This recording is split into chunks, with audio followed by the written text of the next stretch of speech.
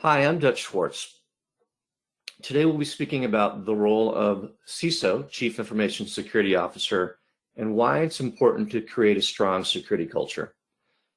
During the RSA conference in the United States this year, I met with a CISO from a Fortune 10 healthcare company, and we talked about the evolution of the CISO role, and he pointed out that one of the primary things as a responsibility for him is to create a strong security culture, not just for the security team, but for the entire engineering staff.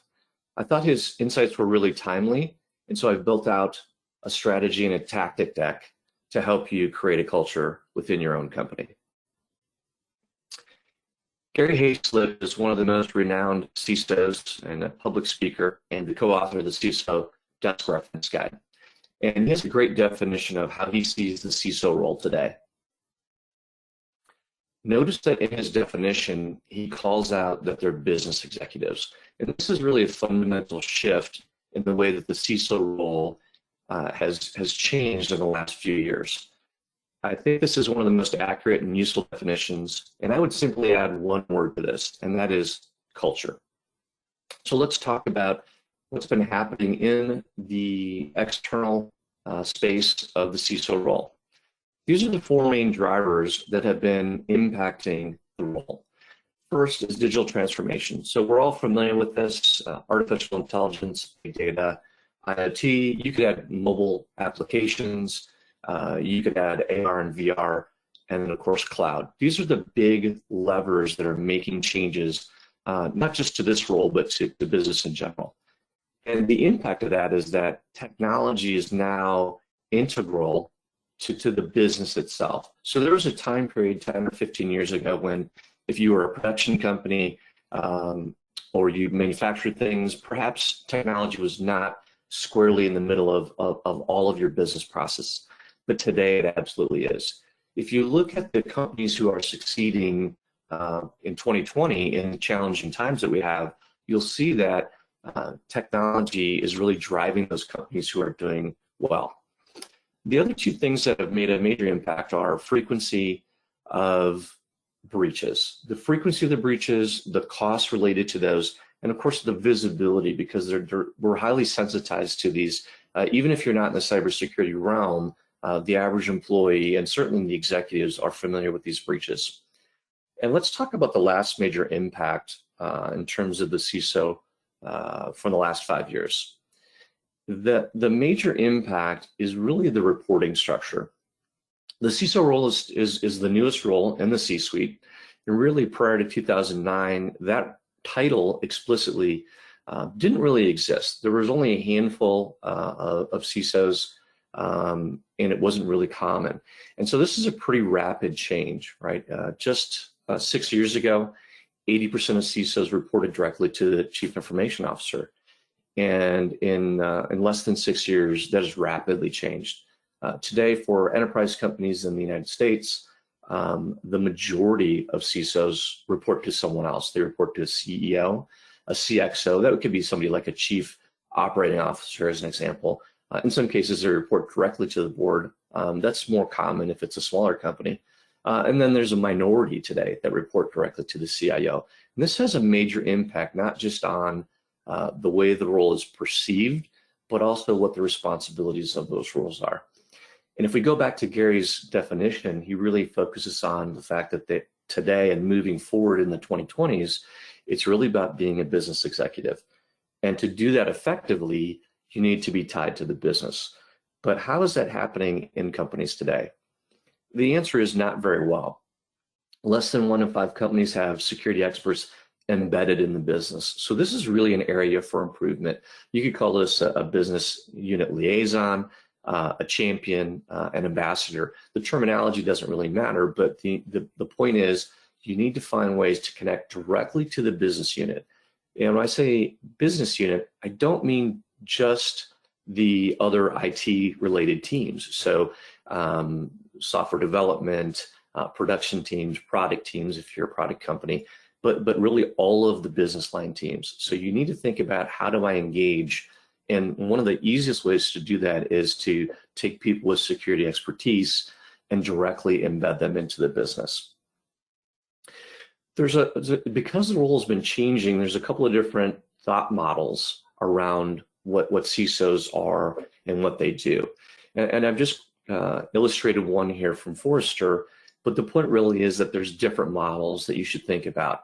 And I would suggest to you that it's not a permanent thing, right? Now, what type of CISO are you is something that changes depending on both the climate of the company that you're in, the culture of that company, of course, and then also the timeline in it. And so if you've come in and there has been a challenge, a breach perhaps, then obviously you're going to be dealing with that first and foremost, right? You're going to be stabilizing things inside of your organization before you move forward.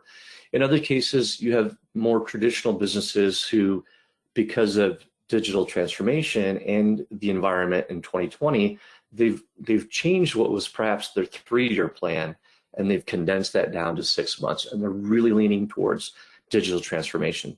So there may be a point in time where you need to be a transformational CISO. And in that case, you absolutely need to focus on culture. It will be the most critical measure to speed up the transformation of your company. I've listed some of the other types. You have in certain roles, perhaps in financial services, you may lean more towards compliance and risk. And then there's roles where you, as a company yourself, are in the security realm, right? Or you're some type of technology vendor. And in that case, the CISO may be more of a customer-facing CISO. And so you may need to tune up your skills in terms of public speaking and engagement, because you may be more of an evangelist. So these are just some of the types of ways of thinking about what a CISO is and what your role might be depending on the organization and the timeline of what's been happening in that company. So let's think about how we determine success for the role. These are some of the key pillars of establishing success. When I talk with successful CISOs, one of the first things they do, whether it's in the first 30 days or the first 90 days, is they immediately look to develop rapport with the board of directors and the executive suite. So that's done different ways. You can do it in a formal fashion where you sit down and sort of do almost an interview type of scenario where you're trying to understand, perhaps you're meeting the chief financial officer or the chief marketing officer. And you could have kind of a formal structure where you go through and look at their own organization, the focus, how they determine success. But a lot of CISOs would do this by what they would call walking around. In other words, just connecting with their peers and the board of directors one-to-one and understanding kind of what motivates them, what drives their behavior. And it's really about establishing rapport so that you can get to the second bullet point, which is raising the profile of cybersecurity beyond IT. So I mentioned that the focus of the CISO role has changed pretty rapidly in less than 6 years. And one of the side impacts to that is that the other executives may not be aware of that. Perhaps the CEO is, but it's possible that a senior vice president in the business may not have realized how rapidly the role has changed. And they may still think of cybersecurity as a sub-function of information technology. So one of your success criteria as a CISO is to change that perception, right? It's to raise that profile so that we've got alignment that cybersecurity is really a critical business risk, not just an IT risk. And how you do that is you align the cybersecurity strategies to the business initiatives. So you need to start with first principles, and we'll look at that a little bit later. And then of all of these, this is the one that gets missed the most, and that's establishing that strong cybersecurity culture. And that's what we'll talk about in more detail as there's a lack of information on how to successfully do that in the marketplace today. So let's take a minute and think about culture. Why is culture important? Because it may not be something that you consciously think about, in your day-to-day job. And the reason that culture is important is because, first and foremost, of your users. If you look at any research study, and in this case, I'm using the Verizon DBIR, the majority of unauthorized access, and whether or not that leads to a breach, it's still bad, right, to have unauthorized access. the majority of unauthorized access, which could lead to a breach, is just based on humans, right? It's based on a misunderstanding of your typical employee, and they're compromised. So someone uses their credentials, and then they start doing all of the various things, right, that we would view as being negative inside of the company. So culture is important because culture is about all of the employees, not just your security staff. So that's one of the reasons that you need to focus on that.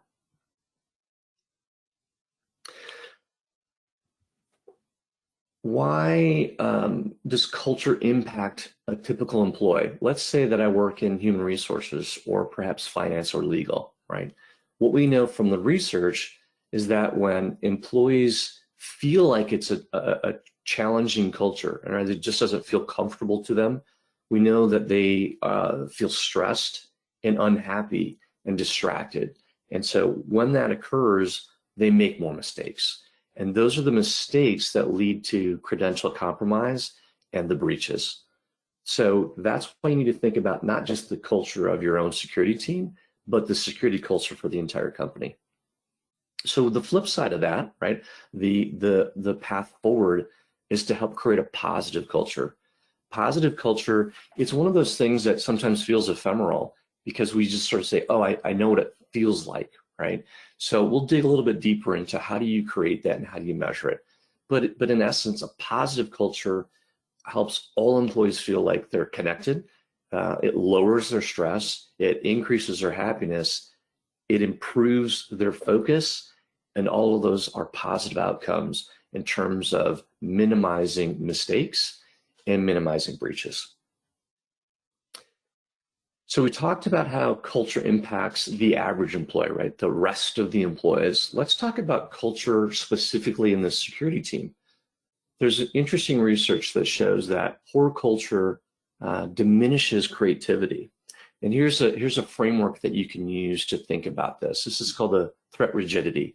And in essence, what this tells you is that under duress, such as an unauthorized access or a breach, right? If you narrow your thinking, then you have a very rigid response. And so if you think through how you want your security analysts, your threat hunters, your vulnerability people, your SOC, you want them, right? Creativity is really important to that role. It's probably one of the reasons that you hired them, right? So you've brought people in because they have strong training, experience, competencies, certifications, all of the knowledge and things they can apply. And of course, you're looking for people who are creative thinkers because the people who are trying to gain access are continually changing their methods. So if you have a low culture, a poor culture, then it will narrow the thinking of your own team. So it's important to create a positive culture because that allows people to experiment. It means the information flow will be broader and you'll have more creativity, which will lead to better responses. Let's think about what culture is and how we can impact that. So put simply, it's the social order within an organization, right? It's really the structure around how people interact. And it includes things like beliefs, values, and attitudes. And what the research has shown is when we align this with our strategy and with the leadership, that's what unlocks the potential inside of an organization, right? So again, when we get people aligned, they feel happy, they understand what their role is vis-a-vis other roles and the other teams, then it leads to much more positive outcomes. And here's some attributes so you can sort of think about what this means in your own company, right? Culture is something that's shared, right? So again, it's something that we would know, we would say, oh, this is just how we do things here. Like we all have sort of a common understanding, right? It's pervasive, right? So it shouldn't just be, again, the security team or even the information technology team or all of engineering, right? It needs to be pervasive throughout your entire organization. Culture is enduring, meaning that even if there are changes to what your focus is in a given year, or if you have some new initiatives, or even if you have some minor changes in leadership, it's still an enduring thing that happens inside of your company. It should feel the same over a long period of time. And then one of the more challenging things about culture is that it's implicit. In other words, it's implied. And so the idea behind this training today is to shine a light on that, right? When things are implicit, we need to then stop and pause and consciously think about those and how we can impact them. So what are the mechanisms we can use then to impact the culture? Here are the 4 key mechanisms, and we'll look at these each in turn. Articulate the aspiration. What I mean by this is that you need to, again, take it from an implicit to an explicit. You need to stop and think about, well, what is our culture? And it's very likely that the senior leadership team of your company has spent some time thinking about the company culture. So what you need to do as a CISO and as a senior leader in security is then take that company culture and put the lens of security on that and say, okay, these are the 5 things that are really important culturally to us. What does that mean to the security team? And these are some of the stakeholders that you should be reflecting on as you explicitly create that cultural statement. So you can think of it as a mission statement or a vision statement. The terminology is not really important, but what is important is that you actually do write it down. And I'm going to highlight that these are the ones that sometimes get missed. Again, we tend to think of our own team, of course. We think of our adjacent teams like development or product teams and IT, but these are the key ones at the top that sometimes don't get as much energy and effort, right? It's all of the employees, it's all of the other business stakeholders. And then here's an important note. When you look at the research, there's a lot of concern about supply chains and third parties. So you actually need to engage them and help them understand what your security aspirations are.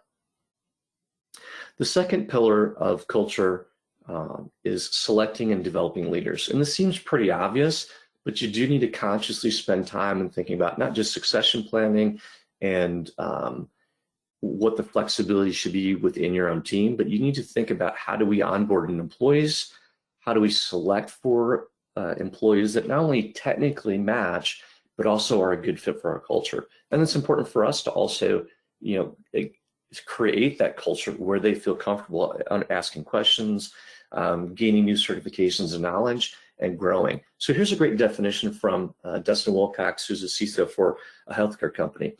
And it's interesting that he emphasizes that it's all about the fit, right? It's about matching people to the organization.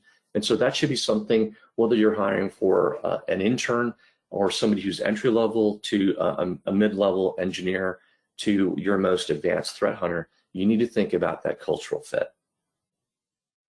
So we've talked about the first 2. So for the rest of the presentation, I'm going to focus on these last 2, organizational conversations and reinforcing the desired change. So organizational conversations simply means you need to tell stories. You need to find ways to connect people to the culture.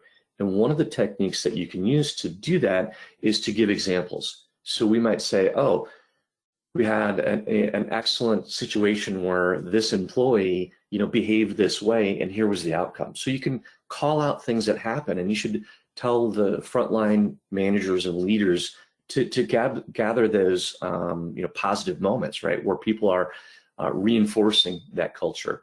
And then reinforcing the desired change really means you have to create a structure, right, to enable that change. So I'll dig into both of these as we move forward. So culture starts with your team. I mentioned beliefs, values, and attitudes. So you can think about this in the sense that there are really 2 levers that act upon those beliefs, values, and attitudes. And that's the external influences, and I touched on some of those. And don't forget the business units and the third-party supply chain vendors, right? And then there's the organizational mechanisms, right? So how do we do training? How do we do mentoring and coaching? What is the workflow, right, for employees?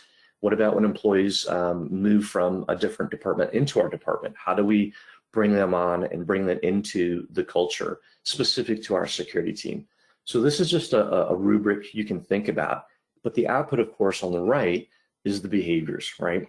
Those are the things that we're trying to shape because, again, culture is enduring, it's pervasive, but it's implicit, right? So we really need to think about what are those behaviors, and I need to encourage them. I need to coach and give examples of the correct behaviors.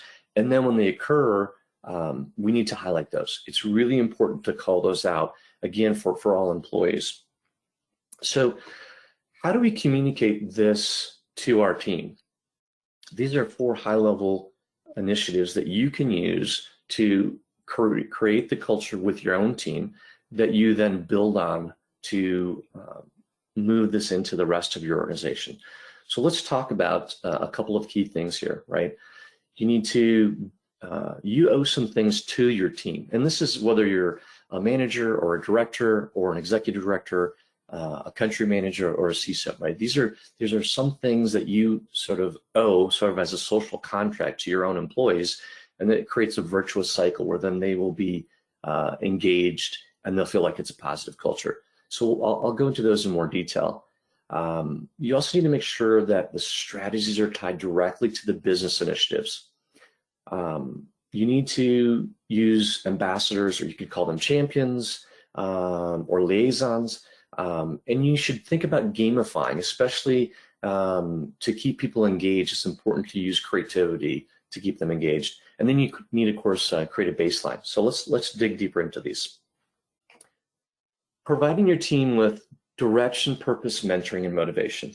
And here's what I mean. Direction means, where are we headed? So one of the things that's important to keep in mind as an executive is that you have access and visibility into information that the rest of your team may not have access to. And so qualitatively, part of your role is to think about that information and then provide that to your team in a way that is exciting and it connects with them, right? So you need to explicitly say, this is where we're headed. And then you need to tell them why are we headed there, and how is that unique to our team? So what you're doing is you're looking at the company culture and then your subculture as a security team, and you need to really identify what is the why, because that's what motivates people. And the way you keep them engaged once they're motivated is to mentor them. So mentoring, sort of classically, we think about internships, training programs.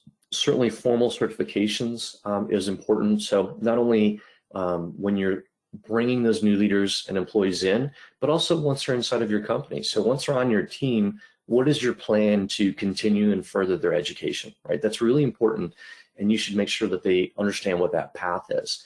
And then you need to coach them, and that's the piece that really requires you sort of rolling up your sleeves on a day-to-day basis and spending that time. And so one of the techniques I heard from a CISO whom I work with is he just spends 30 minutes with every new hire, with every new employee. And he said, it doesn't seem like that much time, but over the course of a year or 2 years, it really impacts people, right? So think about consciously blocking off the time. And if you're coming new into a role as a CISO, once you get through those first 30 or 60 days and you've met with the board and you understand the business initiatives and where the company is headed, you need to take that time to meet with every single employee. I mean, every direct report and all of the security team if you can. It's really critical because you have to understand each individual to know what motivates them. And then not just intrinsic motivation, but one of the things that you can do as a senior leader is removing obstacles, right?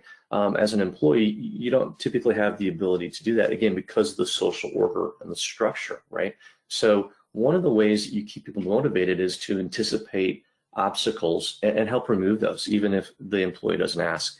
And then that aligns them to what your business purpose is. So direction, purpose, mentoring, and motivation, these are critical. You should think about these as something that you need to engage with your employees, and the output of this will be a positive culture. How do we ensure that our security strategy drives key business initiatives, right? So again, when security was a subset really of information technology, it was sort of thought of as a contained whole. In other words, security was a thing, and we just sort of did security in the same way that we did compute or we did storage, right? And really now we understand that security isn't just a box that we put things in, right? It's woven into the entire business process. So it's important to think of security as an enabler as you move forward. So how do we make sure that we're driving the right behavior? First of all, we need to have a clear understanding of who owns the risk. And sometimes this is sort of murky thinking with, because it's still a new idea, try to think about this. So in an enterprise company that's public, it's really the board of directors who has advisory and oversight responsibility, right? And so because of that, they set the risk appetite and the risk tolerance. So within the US, the NACD is a resource for boards of directors. So if I was becoming a new board of director individual, I might read their handbook, and in their handbook, they speak specifically about understanding cybersecurity risk. And I've broken risk into appetite and tolerance. And appetite means, what is the level of risk we're willing to take, right? In some cases, there might be periods where we knowingly want to accept, more risk and lean into risk because we're in a transformation mode. So risk appetite is, on average, how much risk am I willing to accept? And then the tolerance is, what's the variation against that risk, right? Is it one standard deviation against that risk appetite? So risk appetite and risk tolerance, and those are really set by the board of directors. It's the business leadership who owns cybersecurity risk. And this is where sometimes there's a lack of clarity, right? The business leaders, so CEO, CFO, that entire C-suite, they own all business risk, whether that's impacts of currency fluctuation or potential natural disasters or threats of outside competition. Those are classic forms of risks that we all understand very well. But if you put cybersecurity into context, it's just another form of risk. And because it is a form of risk, it needs to be owned by the business leadership. So then what is the role of the CISO and their team? The role of the CISO in this scenario is to inform, manage, and mitigate, right? So that's really a reflection of how you can make a positive change, right? You need to be informing your peers and the board of directors on what the risk landscape looks like, right? And so you can use matrices and vulnerability threat research to inform. You manage that risk, and that's kind of what we think of as the day-to-day job, right? This is what a security team does. And of course, you mitigate risk when there is an identified risk, whether it actually turns into something tangible or not. That's something that we mitigate.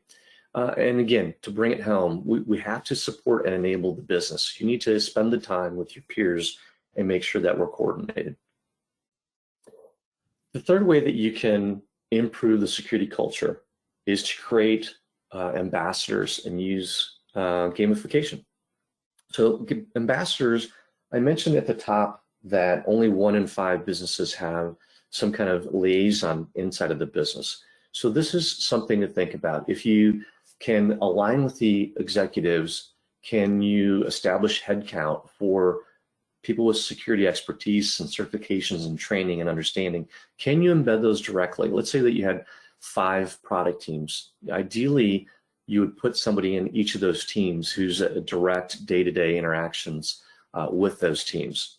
So that's what I mean by when I say ambassador. Another way that you can broaden this, though, is to create cybersecurity training for your non-security employees. And often what happens today is that we do awareness, right? And maybe some light training. So most people are familiar with taking the, once a quarter phishing training as an example, and you should absolutely do that. But what I mean is a broader training program where you make people aware of what cybersecurity means, because they have their own normal customer-facing role, perhaps, or they're in legal or finance or logistics or transportation. And so cybersecurity is not top of mind for them. So you have to create a training program that allows employees to gain knowledge about cybersecurity. And then gamification is a really positive way. You can do that both within teams. So even in your security team, you can certainly do capture the flag type scenarios, but you can also gamify the entire software development process, and you can have teams in a fun way compete against each other to see who can create the best code with the least amount of vulnerabilities. You can also gamify just the training in general, right? You can gamify, you can use whatever works in your culture, right? So if you guys use badges or some kind of merit-based system or just recognition of people, right? But you need to think about how do we make this fun and interesting? Because if we just do the classic, here are some slides and here's the training, then it's likely that if I'm in a different department, then I'm probably not going to continue to focus on that. So think about how you can gamify within your own culture. It's important to measure what the baseline of the culture was, right? So we need to understand if we're making improvements and where the fastest improvements are being made and if we're having obstacles, right? So you need to establish a baseline of the culture and what the attitudes are, right? And so a simple way to do that is you can just do some surveys, right? And ask, again, not just the security team, but all the employees, questions around how they feel about not just the culture, but cybersecurity, right? What's their comfort level with cybersecurity? What types of training, right? You can offer different types of training. Would they like to see, what kinds of games and gamification might work best? So you need to establish a baseline and measure that, and then measure that change over time so you can understand. And again, you might be very strong in one particular area, but then as people get comfortable with that, then you may be able to shift your focus. So ensure that you do some kind of satisfaction and cultural scores. So let's look at how you can do that.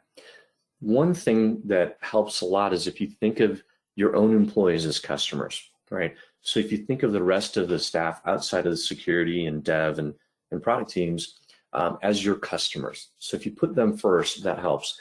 Another technique is to do town halls.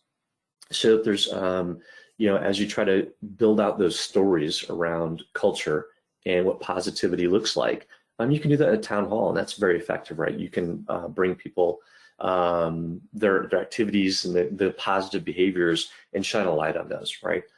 So that's one mechanism. The kind of the opposite of that is to do small group sessions. So one thing that I've seen be successful is to use those liaisons and create small group sessions where within a group of 5 or 10 people in a department, you can talk to them about, hey, so here's what's happening in the not only the cybersecurity space, but threats that we think are particularly dangerous to our type of business. And some of this is just gaining some awareness and rapport, but it also establishes lines of communication, right? So if they only receive training, quarterly or once a year, and they don't really know the security team, then they're really unlikely to come to you. And one of the things that you're trying to do with these small group sessions is to establish a rapport so they will come and ask you questions. There's a great phrase called mistakes of effort. And mistakes of effort are when a regular employee is attempting to do their job. So one of the things that you want to do with this small group session is establish rapport with the team so that they feel comfortable coming to you when they have questions. And again, use CSAT scores as some mechanism to make sure that you're tracking the success over time. Let's go talk about that high-level initiatives and the engagement, right? What is it that a CISO should be briefing when they have that quarterly meeting with the board of directors? And here I'm pulling from Alan Alford, who's the co-host of Defense in Depth. So these are 4 simple slides. I would suggest that if you do more than 5 slides, it gets pretty heavy and a long discussion, right? So these are 4 simple slides that you can do to gauge what the success is, right? So simply put, where are we? And that question means from a risk standpoint, in other words, has anything changed in the risk profile? And how are we doing as a maturity of our program and the maturity of our education with our team? How much did we spend last quarter and why do we spend that? What was the outcome of that? What did we achieve? And this is a qualitative output, right? This is an assessment by the CISO on where they think those impacts have been made. And then simply, what would we like to accomplish next, right? So this is always an ongoing timeline of what you'd like to. So if you've done really well, and let's say that you use NIST cybersecurity framework as your framework, maybe you're doing really well in prevent, but now you want to focus on detect. So that would be a way that you can explain this to the board and make sure that you're on track to secure the budget that you need and to move forward successfully. So we talked about what CISO success looks like. And we said there's four ways of measuring this at a high level. And one of those is developing rapport with the board of directors and your peers and the executive staff. The second way is to help people understand that cybersecurity is now integral to the entire business. It may be that they have a bias because they just haven't been engaged. And so they think of security as a piece of IT. And your goal is to change that perception and help them understand that, hey, cybersecurity is woven into all of the workflow and the business process. And so it's just to simply change that so they understand how important it is. You encourage that by aligning your strategies to what the business initiatives are. And one of the most powerful mechanisms that you can use to create an enduring and lasting strategy is to establish a strong cybersecurity culture. And so that was the focus of the talk today. And I think that it's important that we continue the discussion. And you can reach out to me if you have any questions. My name is Dutch Schwartz. Thanks for your time.